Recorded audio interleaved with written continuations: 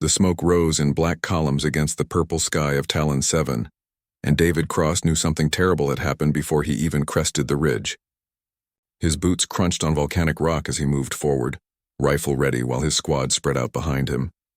They had heard the explosions from 5 kilometers away, felt the ground shake beneath their camp. Command had ordered them to investigate but not engage, just observe and report. David wished he could follow those orders. The valley below was burning.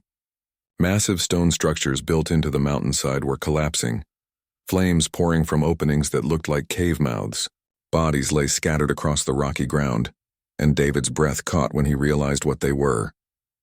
The Dravik, the indigenous species that the Colony Corporation had classified as dangerous animals. Except these animals had built those structures. These animals were defending their homes. A group of mercenaries in corporate armor was moving through the settlement, placing charges on the remaining buildings. David counted 12 of them. They moved with efficiency like they had done this before. Like this was routine. "Lieutenant, we should report this," his second-in-command whispered beside him. "Command needs to know the corporation is using hired guns." David lowered his binoculars. One of the Dravik bodies was bigger than the others, easily 10 meters long with wings that spread even wider. Its scales were deep red, and even in death it looked magnificent. It had fallen in front of the largest structure, blocking the entrance with its body. "Protecting something, sir?" His second pressed. David made a decision that would end his military career. "Stay here. That's an order. Anyone who follows me is going to face court-martial." He was moving before anyone could argue, sliding down the rocky slope with his rifle slung across his back. The mercenaries were focused on their demolition work, and the smoke provided cover. David reached the valley floor and ran low between the burning buildings. The heat was intense. The air smelled like sulfur and burning flesh. Up close, the Dravik architecture was stunning. The stones were fitted together with precision, carved with symbols that clearly meant something. This wasn't the work of animals. This was civilization. The large red Dravik had taken multiple heavy weapons hits. Its blood was dark blue, pooling around its body. David climbed over its wing and squeezed through the gap between its body and the entrance it had died protecting. Inside, the temperature was even higher. This was a lair, he realized. A home. The interior was a series of chambers carved from volcanic rock. The walls were smooth, decorated with more symbols and images. David saw depictions of Dravik in flight, of stars, of what looked like families. His throat tightened. The Colony Corporation had sent mercenaries to exterminate an intelligent species. In the deepest chamber he found them. 5 eggs, each the size of a barrel, arranged in a circle around a heat vent. They were intact, though cracks spider-webbed across the stone floor from the explosions. The eggs were beautiful, scaled like the adults, but with colors that shifted in the firelight. Blue, green, gold, silver, and red. An explosion rocked the lair. They were bringing down the mountain. David had minutes at most. He grabbed the first egg and nearly dropped it. The shell was hot to the touch and heavier than he expected. He managed to get it into his pack, then realized he would never carry all 5. The lair groaned. Rocks fell from the ceiling. David made multiple trips, working faster than he ever had in his life. He dragged the eggs one by one through the narrow entrance over the body of the mother who had died defending them. Each time he emerged, he expected bullets. The mercenaries were too focused on their destruction to notice one soldier in the chaos. He got all 5 eggs to a crevice 50 meters away just as the main charges detonated. The lair collapsed in on itself, and the mountain came down in a roar of stone and fire. The blast wave knocked David off his feet. He covered his head as rocks rained down around him, curling his body around the eggs by instinct. When the dust settled, the valley was silent except for the crackle of flames. David looked back at where the lair had been. Just rubble now, a tomb for the massive red Dravik, who had given everything to protect her children. The mercenaries were leaving, their transport lifting off in a cloud of ash. They had done their job. The Dravik settlement was gone. David waited until they were out of sight, then started checking the eggs. They were all intact, still warm. He could feel something moving inside one of them. His radio crackled. His squad was demanding status. Command was ordering him to return. David turned off the radio. He looked at the 5 eggs, then at the destroyed valley. The Colony Corporation would classify this as clearing dangerous wildlife. They would strip mine this mountain and never mention the civilization they had erased. No one would know the Dravik had built cities, had art, had families, unless someone made them know. David fashioned a sled from debris and began the long journey away from the valley. He had no plan beyond keeping the eggs safe. He was now AWOL, had disobeyed direct orders, and was carrying what the military would classify as stolen alien biological samples. His career was over. He might face prison, but as he pulled the sled across the volcanic wasteland with 5 Dravik eggs secured behind him, David felt something he had not felt in years. Purpose. The red Dravik mother had died protecting these children. The least he could do was make sure her sacrifice meant something. Behind him, the valley continued to burn. Ahead, the wilderness of Talon 7 stretched vast and unknown. David did not look back. 3 days in the wilderness had taught David more about survival than 10 years of military training. The eggs needed constant heat, specific positioning, and he was certain they needed something he could not provide. He had set up camp in a canyon system far from any human presence, using thermal blankets and heat packs to keep the eggs warm. But it was not enough. He could see the shells dimming, losing their luster. On the 4th day, he found the tracks. They were massive 3-toed impressions in the volcanic soil leading deeper into the canyon. Fresh tracks. David followed them because he had no other choice. If there were surviving Dravik, they would know how to care for the eggs. They might also kill him on sight for being human. He followed anyway. The canyon opened into a natural amphitheater where hot springs bubbled from cracks in the ground. And there, drinking from one of the springs, was a Dravik. She was smaller than the Red Mother, perhaps 7 meters long, with scales that shifted between blue and silver. Her wings were folded against her back, and she moved with a grace that seemed impossible for something so large. When she saw David, she went completely still. They stared at each other across 50 meters of rocky ground. David slowly lowered his rifle and held up his empty hands. The Dravik's head tilted, studying him.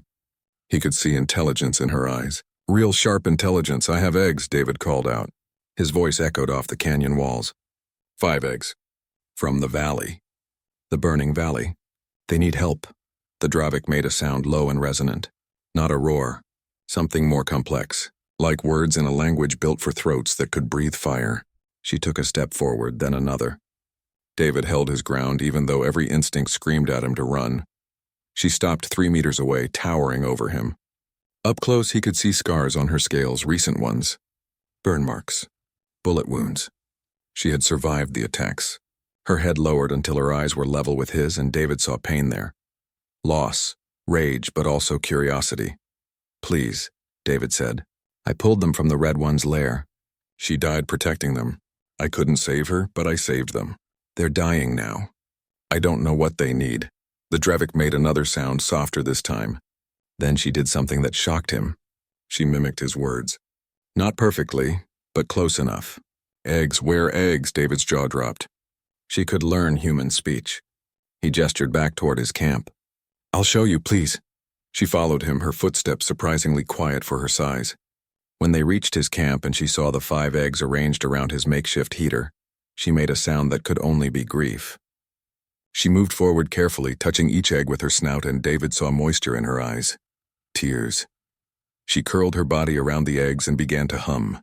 The sound vibrated through the ground, and David watched as the eggs began to glow brighter. She was warming them, but not just with heat. Something else. Something biological he did not understand. After several minutes, she looked at David and spoke again, her voice struggling with human sounds. "You save. Why?" "Because killing children is wrong," David said. "No matter what species." She studied him for a long moment. Then she made a decision. She pointed at herself. "Lyra." The name came out clearer than the other words, like she had practiced it. "David," he responded, pointing at himself. Lyra nodded. Then she began to teach him. Through gestures, drawings in the dirt, and slowly improving speech, she explained. The eggs were royal bloodline. The red Dravik who died was the matriarch of her clan. These were the last eggs of her generation. Without them, the Dravik would fade. They were already few, pushed to the edges of the world by human expansion. She showed him scars from mercenary weapons, told him in broken words about other attacks. Other clans destroyed. The Dravik were not animals. They had language, culture, history. They built cities in the mountains and sang songs to their ancestors. They studied the stars and dreamed of peace, and humans were exterminating them for land. David felt sick. He had known the colony corporation was ruthless, but this was genocide. Systematic extermination of an intelligent species, and his military was complicit, providing security and looking the other way. Over the next week, Lyra and David formed an unlikely partnership. She taught him Dravik customs, showed him how to care for the eggs properly. He shared his supplies, his knowledge of human tactics and movements. They developed a communication system mixing both languages. The eggs were stabilizing, but Lyra was worried. She explained that the hatchlings would be vulnerable. They needed time to grow, but time was something the Dravik no longer had. The mercenaries were sweeping the region, destroying every settlement they found. "Why kill us?" Lyra asked one night, her English improving daily. "We want only to live. We harm no human." David had no good answer. He told her about the minerals in the mountains, about corporate greed, about how some humans saw any intelligent species as competition. It sounded hollow even to him. Lyra was quiet for a long time. Then she said something that changed everything. "The eggs know you. They feel you. When they hatch, they will remember. Human and Dravik, together. First time in all our history." "Is that good or bad?" David asked. "I not know," Lyra admitted, "but maybe only chance." That night, lying under alien stars with a dragon keeping watch and 5 eggs glowing softly in the darkness, David realized he could never go back to his old life. He had crossed a line. He had chosen a side, and he would see it through, whatever came. One of the eggs cracked slightly, a hairline fracture spreading across the shell. Inside, something moved. Life fighting to emerge. David placed his hand on the warm shell and made a silent promise to the mother who had died. Her children would survive. He would make sure of it. Lyra watched him with ancient eyes and sang a low, mournful song. It was a lullaby, David realized. For the unborn. For the lost. For the hope that remained. In the distance, lights appeared on the horizon. Human search parties looking for him, looking for the eggs. David checked his rifle. Lyra flexed her wings, the fight was coming. But they would face it together. David turned himself in on the 13th day. He had hidden the eggs in a deep cave with timed heating elements and enough power to last 3 weeks. Lyra had retreated deeper into the wilderness with instructions to wait for his signal. It was a terrible plan, but it was the only plan they had. The military police were waiting at the edge of the colony perimeter. They took his weapons without ceremony and loaded him into a transport. No one spoke to him during the flight to the main base. He was a deserter now, a criminal. His former squadmates would not meet his eyes. The interrogation room was small and cold. David sat alone for 2 hours before Captain Amelia Rhodes entered. She had been his commanding officer for 3 years, a career soldier with a reputation for fairness. She looked tired. "You cost me sleep, Lieutenant," she said, sitting across from him. 2 weeks of wondering if you were dead or defected?" "Neither," David replied. "I was doing the right thing." Amelia placed a tablet on the table between them. It showed satellite footage of the destroyed Dravik Valley. "This is what you went AWOL for? A wildlife removal operation?" "That wasn't wildlife removal," David said flatly. "That was murder. The Dravik are intelligent. They have language, architecture, culture. The corporation is committing genocide." Amelia's expression did not change, but something flickered in her eyes. "Those are serious accusations. They're true. I have proof. The Dravik can speak. They can learn. They're people, Captain, and we're helping kill them for mining rights." The interrogation continued for hours. Amelia asked about his movements, about what he had found, about where he had been. David told her most of it, leaving out the location of the eggs and Lyra. He described the Lair, the mother's last stand, the evidence of civilization. He made his case as clearly as he could. Amelia listened without interruption. When he finished, she leaned back in her chair. "You'll face court-martial for desertion. Minimum 5 years in military prison. Maximum 15. That's if they don't add charges for interfering with colonial operations." "I know. Was it worth it?" David met her eyes. "Yes." Amelia stood and walked to the door. Before leaving, she paused. "The prosecutor will want to know what you did with the biological samples." The eggs, where are they, Lieutenant? Safe, David said. That's all I'll say, she nodded slowly. Get some rest. Trial starts in 3 days, but David did not get rest. That night, alarms woke the entire base. Emergency lights flooded his cell. A guard appeared at his door, unlocking it with urgent movements. Move, Lieutenant. Base is under attack. David stumbled out into chaos. Soldiers were running toward defensive positions. Explosions rocked the perimeter. Through a window, he saw figures in corporate mercenary armor attacking the base. They were not here for military targets. They were here for him. Captain Amelia appeared in the corridor, armed and armored. She grabbed David's arm. They want you dead before you can testify. The corporation doesn't want anyone hearing your story. Where are we going? To get you out of here. She pulled him through the base, away from the fighting. They reached a small hangar where a single transport waited. Amelia's second-in-command was there with 3 other soldiers, all loyal to her. Captain, this is mutiny, David said. This is justice, Amelia corrected. I did some investigating after our talk. You were right. The corporation has been systematically exterminating the Dravik, and it goes higher than I thought. Military command is taking bribes to look the other way. She handed him a data drive. This is everything I could find. Evidence of the killings, financial records, communication between corporate executives and military brass. It's enough to start a scandal if it reaches the right people. Why help me? Amelia checked her weapon. Because I joined the military to protect people, not to enable genocide. Now where are those eggs? If they're as important as you say, we need to secure them before the mercenaries do. David made a decision. He told her the location. They loaded into the transport with Amelia's team and flew out as the base burned behind them. The mercenaries had used the attack as cover, David realized. They were after the eggs, not him. Someone had figured out where he had been operating. The flight to the canyon took 20 minutes. They landed near the cave entrance, and David led them inside with growing dread. The heating elements were intact, but the temperature felt wrong, too cool. He ran deeper into the cave and found the eggs exactly where he had left them, but they were dim, dying. We need Lyra, David said. She's the only one who can help them now. He activated an emergency beacon, hoping she was close enough to detect it. They waited in tense silence. Amelia's soldiers set up a defensive perimeter at the cave entrance. Minutes passed like hours, then they heard it. The sound of wings. Lyra descended from the night sky, landing at the cave mouth with predatory grace. She saw the armed soldiers and tensed, ready to fight. Lyra, it's okay, David called out. They're helping us. The dragon looked at him, then at Amelia and her team. She made a decision, folding her wings and entering the cave. When she saw the eggs, she made a sound of distress and immediately curled around them, humming that deep vibration that brought them back to life. Amelia stared in amazement. It talks? You didn't mention it could talk. David corrected.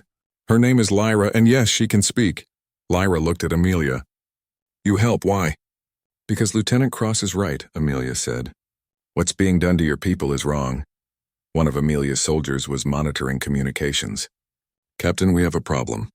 Corporate forces are tracking us. Multiple transports inbound. Heavy weapons, Amelia cursed. We can't hold them off. Not with just 5 of us. Then we run, David said. Lyra knows places they can't follow. Lyra nodded. Sacred place. Old place. Deep mountain. We go, they gathered the eggs carefully. Lyra could carry 2, the soldiers could carry 1 each. It was awkward and slow, but it worked. They moved out of the cave as the sound of approaching transports grew louder. Lyra led them into terrain no human had explored, through volcanic vents and ancient lava tubes. The mercenaries followed, but the environment slowed them down. David's group had one advantage. They had a guide who knew this land intimately. As dawn broke, they reached Lyra's sacred place, an ancient temple built into a caldera, hidden from aerial view. The architecture was breathtaking, far more advanced than the valley settlement. This was old, very old. They brought the eggs inside, and Lyra placed them in a chamber clearly designed for this purpose. The eggs began to glow brighter immediately, fed by geothermal heat and something else, something the temple provided. We're safe here, Lyra said. Her English was nearly perfect now. Sacred ground. Strong walls. But they come. They always come. Amelia was already setting up defenses. Then we'll be ready. And while we wait, We figure out how to broadcast this evidence to every news outlet in human space. David looked at the 5 eggs, glowing with life, at Lyra standing guard over them with fierce determination, at Amelia and her soldiers who had given up everything to stand with him. "We're going to change everything," he said quietly. "Or die trying," Amelia agreed. Outside, the mercenary forces were gathering. Inside, an unlikely alliance was preparing for war.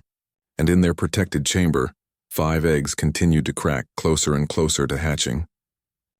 The first egg hatched during the siege. David heard the crack echo through the temple chamber even over the sound of gunfire outside. He ran from the defensive position he had been holding to find Lyra hovering over the egg as pieces of shell fell away. What emerged was small, barely the size of a large dog, with scales that gleamed pure gold in the firelight. The hatchling looked at David with eyes that seemed far too aware for a newborn. It made a small chirping sound and stumbled toward him on unsteady legs. When it reached his boots, it sat down and looked up expectantly. "It knows you," Lyra said with wonder in her voice. The egg remembered. The one who saved it. David knelt down and the golden hatchling climbed into his arms immediately, pressing its warm body against his chest. It was purring, a sound like distant thunder. He felt something shift in his chest, a connection he could not explain. This creature trusted him absolutely. Another explosion shook the temple. Amelia's voice crackled over the radio. "They're bringing up heavy weapons. We can't hold the entrance much longer." David looked at Lyra. "Can you fight?" "Yes," she said. "But I not leave eggs." The golden hatchling in David's arms suddenly stopped purring. It turned its head toward the entrance and made a different sound. A warning. Then, to everyone's shock, it spoke. Not mimicked sounds, but clear words in human language. "Danger, protect, fight." Lyra's eyes went wide. "Impossible. Too young. Cannot speak so soon." But the golden hatchling was already squirming out of David's arms. It ran toward the entrance on legs that were growing steadier by the second. David chased after it, his heart pounding. He emerged from the inner chambers to find the hatchling standing beside Amelia at the barricade, and what he saw made him stop in his tracks. The hatchling was growing. In the minutes since hatching, it had doubled in size. Its scales were hardening, its wings unfurling, and when it opened its mouth, fire came out. Not the bioplasma breath of adult Dravik, but real fire, hot and bright. The mercenaries at the temple entrance scattered as flames washed over their position. The hatchling roared, a sound full of rage and protection. It was defending them. Defending its family. "What is happening?" Amelia shouted over the chaos. David did not have an answer. Behind him, he heard more cracking sounds. The other eggs were hatching all at once, responding to their siblings' call. He ran back to the chamber to find Lyra helping 4 more hatchlings emerge. Blue, green, silver, and red. Each one looked around with that same unsettling awareness, then immediately turned to David. They spoke, all together, their voices overlapping. "David, protect your friend," Lyra was shaking. "This is not natural. They should be helpless for weeks. Should not speak for months. Something has changed them." The red hatchling, smaller than its golden sibling, walked to David and touched his hand with its snout. "Mother died. You saved. We remember. All remember." David understood then. The eggs had been aware. They had felt everything. The attack, their mother's death, his rescue. They had absorbed it all, developed in response to trauma and necessity. They were not normal hatchlings. They were something new. The 5 hatchlings moved as one toward the entrance. They were growing rapidly, their bodies adapting. The golden one was already the size of a horse. David followed them, and Lyra came behind, her expression a mix of awe and fear. At the barricade, the mercenaries were regrouping for another assault. They had brought up armored vehicles and heavy weapons. Amelia's small team could not hold against that kind of firepower. The battle was lost. Then the hatchlings arrived. They spread out across the entrance, 5 young dragons standing side by side. The golden one in the center, the others flanking it. They looked at each other, and David swore they were communicating silently. Then they began to sing. It was not the lullaby Lyra had sung. This was something else, something older. A harmony that made the air vibrate and the stone beneath their feet hum with power. The temple responded. Ancient mechanisms activated. The walls began to glow with symbols, the same ones David had seen in the destroyed Lair. Energy built in the air, crackling like a storm. The hatchling's song grew louder, and with it came understanding. David could feel what they were doing. They were calling to the mountain itself, to the volcanic heart of Talon 7. And the mountain was answering. The ground shook. Not from weapons, but from below. Fissures opened in the rock before the temple, and geothermal vents erupted in columns of superheated steam. The mercenary vehicles were caught in the blast, their crews scrambling to escape. The entire approach to the temple became a hellscape of fire and stone. The hatchlings stopped singing. The Golden One turned to David and spoke in a voice that sounded like many voices at once. "We are children of stone and fire. We are born of ash and saved by kindness. We will not fall. We will not let our family fall." Then it launched itself at the retreating mercenaries, followed by its siblings. They were not clumsy newborns anymore. They moved with purpose and coordination that spoke of genetic memory awakening. They herded the mercenaries away from the temple, not killing but driving them back, showing mercy David suspected the humans did not deserve. Within minutes, the siege was broken. The mercenaries fled, their vehicles damaged, their resolve shattered by creatures that should not exist. Young dragons, hours old, speaking human language and commanding the elements like their ancient ancestors. When the hatchlings returned to the temple, they were larger still, now the size of small cars. They arranged themselves around Lyra, touching her with obvious affection, then turned to David. The Golden One spoke for all of them. "You saved us when we were weak. Now we save you. This is family." "This is right." David sat down hard, his legs giving out. Amelia was beside him, her face pale. "What are they?" she whispered. "Hope," Lyra answered. She was crying openly now, tears streaming down her scaled face. "They are hope. Fast growth is old gift from before, when Dravik needed to survive fast. Jean sleeps long time. But these children, they wake it. They remember everything our people forgot." The red hatchling climbed into David's lap despite being far too large for it. The others pressed close and Lyra joined them, curling her body around the entire group. They sat like that, human and Dravik together, while the sun rose over the temple and painted the sky in shades of gold and red. Outside, the defeated mercenaries were reporting to their corporate masters. Inside, a new alliance was being born. 5 remarkable children who would grow up knowing both species as family, who would remember a human who risked everything to save them, and a Dravik who taught him her songs. The battle was won, but David knew the war was just beginning. When the galaxy learned what had happened here, everything would change. He looked at the 5 hatchlings, at Lyra, at Amelia, and her loyal soldiers. They would face it together, all of them. Family did not require the same blood. It only required the same heart. The temple shook from orbital bombardment 2 days after the hatchlings drove off the ground forces. The Colony Corporation had escalated, bringing in warships to finish what the mercenaries could not. David huddled with the others in the deepest chambers, while the mountain above them was systematically destroyed. The ancient stone held, but barely. "We have maybe 6 hours before they breach the upper levels," Amelia calculated, checking her scanner. "After that, they'll just drop kinetic strikes until there's nothing left." The 5 hatchlings, now the size of adult horses after just 2 days of accelerated growth, were remarkably calm. They sat in a circle around a strange carving on the floor, humming that resonant song. Lyra was with them, her eyes closed in concentration. "What are they doing?" David asked. "Reading," Lyra said without opening her eyes. "The old knowledge, built into temple stone. My people store memories in stone and song. These children learn fast. Learn everything." David knelt beside the golden hatchling, the one who always stayed closest to him. "What are you learning?" The hatchling opened its eyes. In just 2 days it had developed a personality. Brave and protective, always first into danger. Learning who we are, who we were, the history the elders forgot. "Tell me," David said. The blue hatchling, the thoughtful one who asked endless questions, spoke up. "We came from Dying Star, refugees. Ancient people brought us here, gave us this world. But we brought something else. Knowledge, technology, ways to change worlds. The silver hatchling, smallest and fastest, added, we could make dead worlds alive. Change air, change water, change stone. But we broke our old world doing this.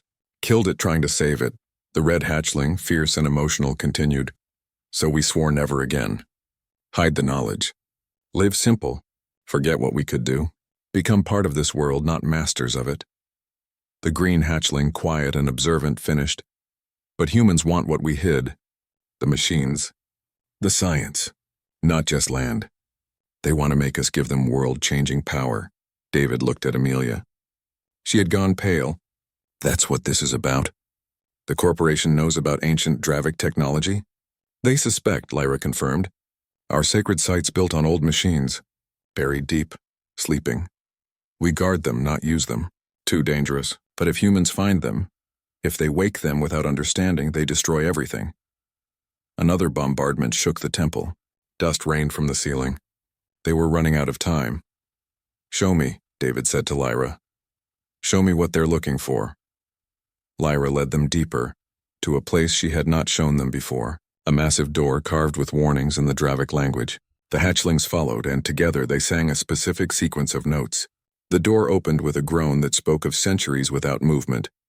Beyond was a chamber that belonged in a science fiction dream. Crystalline structures reached from floor to ceiling, pulsing with faint light.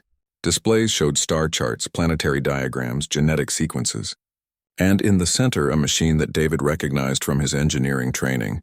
A terraform processor, but far more advanced than anything humanity had developed. This is incredible, Amelia breathed. This technology is thousands of years ahead of us, and millions of lives behind us, Lyra said sadly. We used machines like this, changed 12 worlds, made them perfect for us. Then worlds died, ecosystems collapsed. We became monsters, taking worlds and breaking them. So we stopped, buried the machines, became guardians instead of conquerors. The golden hatchling touched the machine with one claw. This is why they kill us, want this. We'll use it wrong like we did. We'll break worlds, David understood. The colony corporation did not just want the land. They wanted the power to terraform worlds instantly, to skip decades of careful development. They would use it recklessly, just as the Dravic had, and they were willing to commit genocide to get it. We have to destroy it, he said. No, the blue hatchling said firmly. Not destroy, understand, learn from mistakes. This knowledge can help if used right. If humans and Dravic work together, balance wisdom. Lyra looked torn. Too dangerous. Better buried forever. They will dig until they find it, Amelia pointed out. And if they do, without your people to guide them, they'll repeat your mistakes. Or worse. The temple shuddered again. This bombardment was closer. They were running out of time for debate. The golden hatchling made a decision. We take it. Machines not work without Dravic knowledge. Songs and sequences only we know. We keep it safe. Humans get evidence of corporation crimes. We trade. Knowledge for justice. It was brilliant in its simplicity. David looked at the data drive Amelia had given him. The evidence of genocide. If they could get it to the right people, along with proof of what the corporation was really after, the scandal would be massive. But they needed leverage. Can you move this technology? David asked the hatchlings. All 5 nodded. They began to sing again, and the machine responded. Components separated and collapsed into portable units. Ancient engineering designed for mobility? The Dravic had been refugees once. They had built their greatest achievements to be carried. It took an hour to prepare. The hatchlings worked with the machine like they had been born knowing how, genetic memory guiding their claws. Lyra helped, her own suppressed knowledge awakening. Amelia's soldiers gathered what data they could from the temple archives. Another massive explosion rocked the chamber. They've breached the upper levels, Amelia reported. We need to move now. They made their way to the lowest exit, an ancient tunnel that led deep into the mountain's geothermal systems. It was barely large enough for Lyra, too small for the hatchlings if they continued growing. But it would get them out. As they fled through the darkness, David could hear the temple collapsing behind them, centuries of history and culture being destroyed for corporate greed. He felt rage building in his chest, and beside him, the golden hatchling growled in sympathy. We will remember, the hatchling said. Every stone, every song, every life they took. We will remember, and we will make sure the galaxy remembers too. They emerged from the tunnel system miles from the temple, in a volcanic wasteland that no sensors could easily penetrate. Behind them, the mountain was on fire. The temple was gone.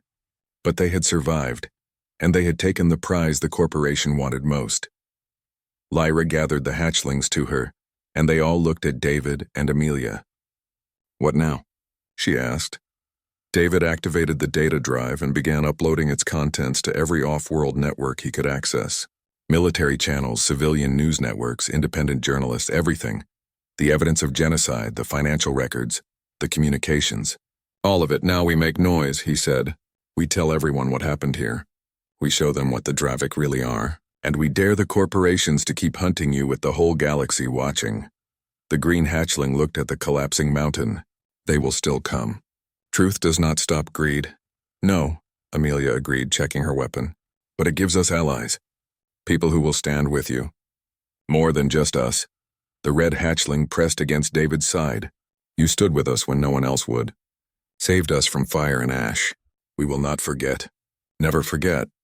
As dawn broke over the volcanic wasteland, 7 figures stood together. 5 young dragons, 1 adult dragon, 1 human soldier, and 1 human captain who had given up everything for justice. They were hunted, outmatched, and alone. But they were together.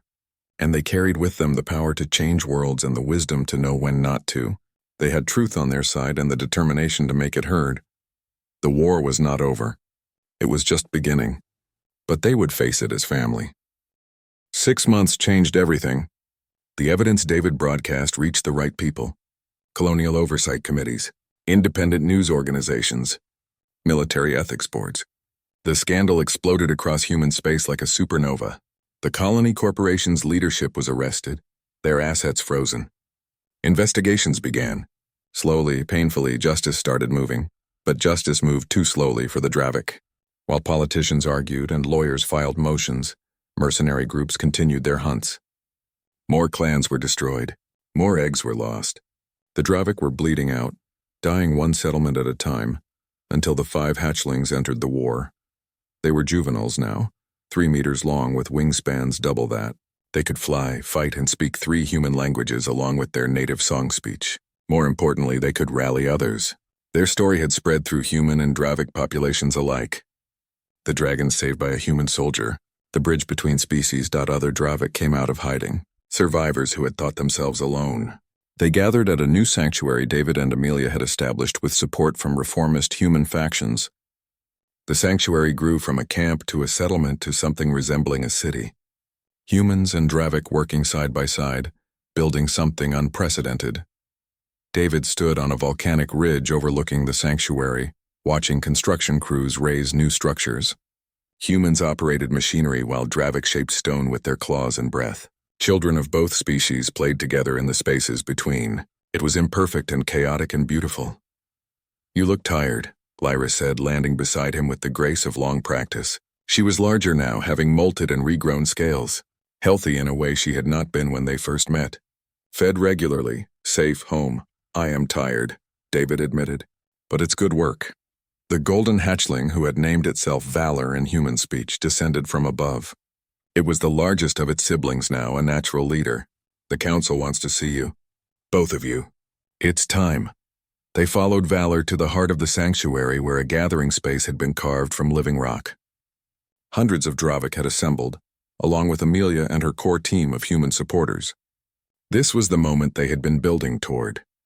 The formal recognition. The eldest Dravik survivor, an ancient male called Keeper of Songs, spoke first in the deep harmonics of the old language. Lyra translated quietly for David. He says the Dravik were dying.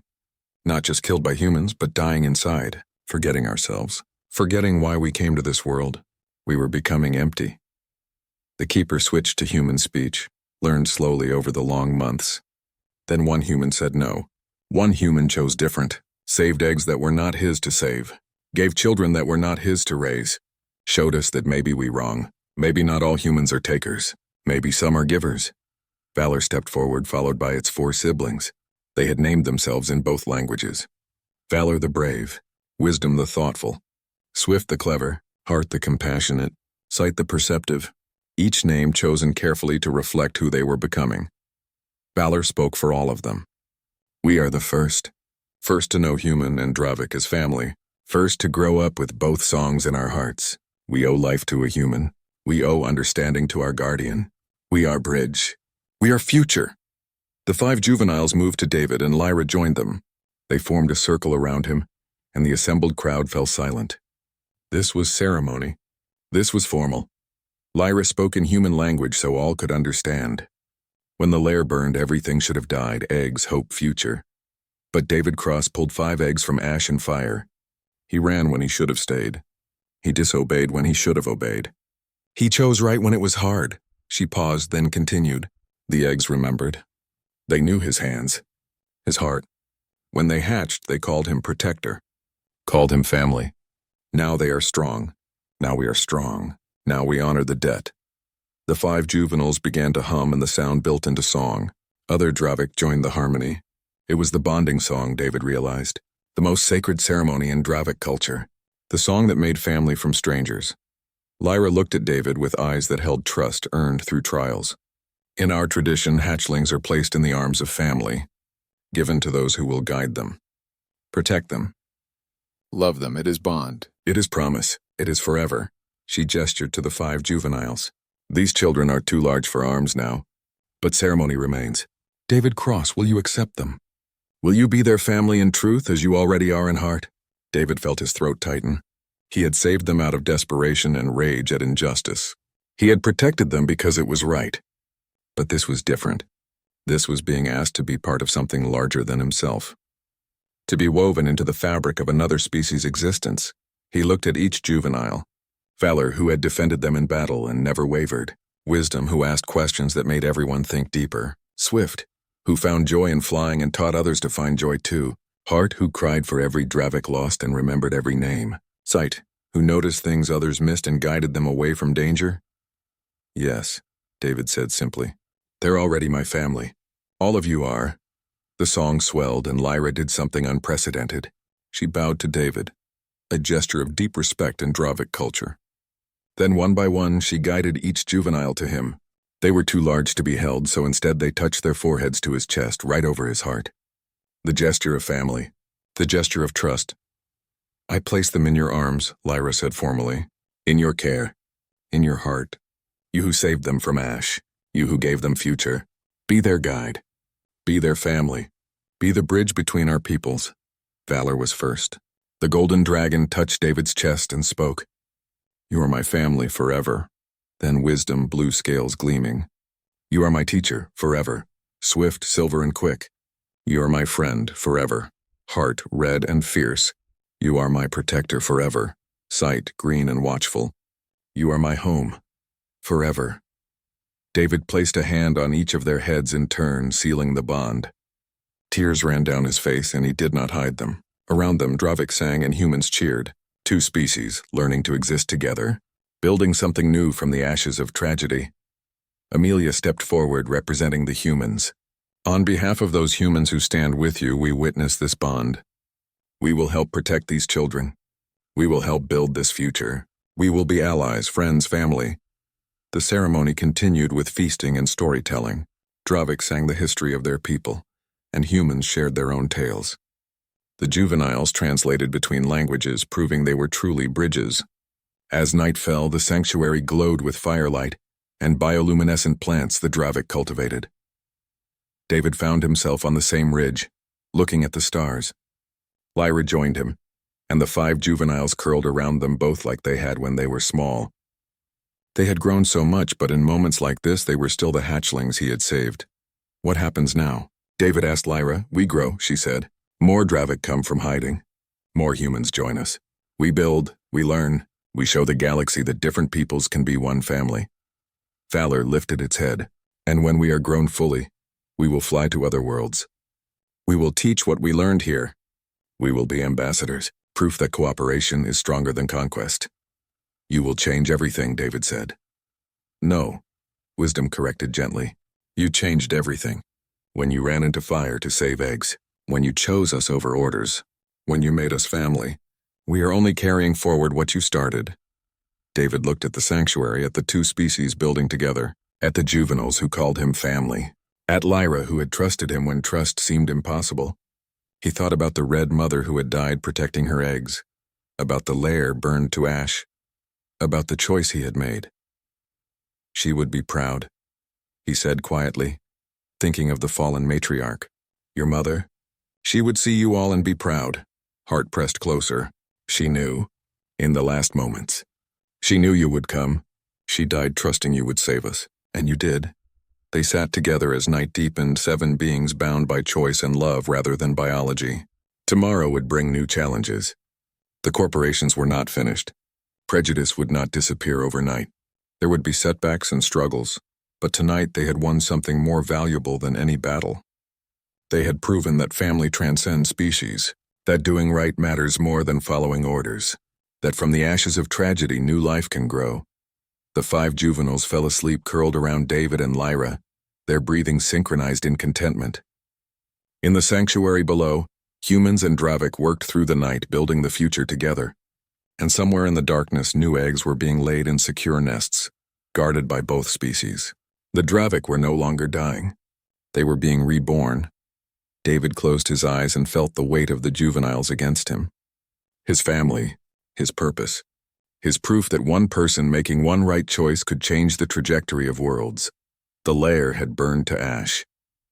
But from those ashes he had saved 5 lives, and those 5 lives would save countless others.